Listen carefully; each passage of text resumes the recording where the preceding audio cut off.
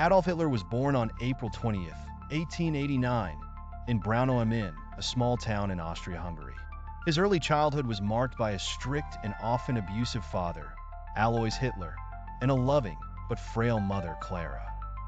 The young Adolf showed an early interest in art, aspiring to become a painter. However, his dreams were thwarted when he faced rejection from the Academy of Fine Arts Vienna twice.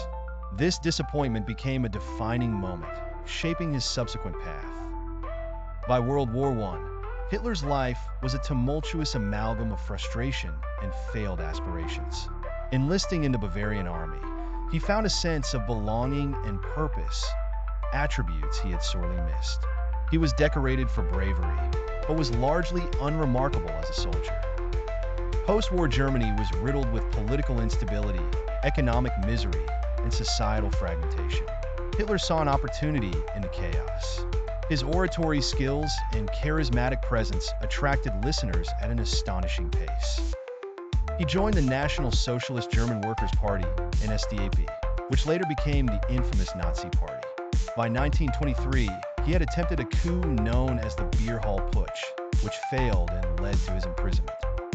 In prison, he authored Mein Kampf, a book riddled with his ideology, anti-Semitic views, and visions of a greater Germany.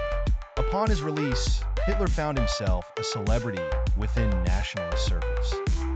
By exploiting Germany's economic woes, he meticulously rebuilt the Nazi Party's influence. His rhetoric capitalized on public discontent, promising a return to national pride and prosperity. By 1933, he had ascended to power as Chancellor of Germany. Once in power, Hitler rapidly dismantled democratic institutions. The establishment of a totalitarian state under the Nazi regime marked the beginning of a dark chapter in human history. The Nuremberg Laws of 1935 institutionalized racial discrimination, setting the groundwork for the Holocaust, a genocide that would claim the lives of 6 million Jews and millions of others deemed undesirable by the Nazi ideology. Hitler's foreign policy, aimed at territorial expansion, led to the outbreak of World War II in 1939. His early successes on the battlefield were short-lived as the Allied forces began turning the tide by 1942. By 1945, the war drew to a catastrophic close.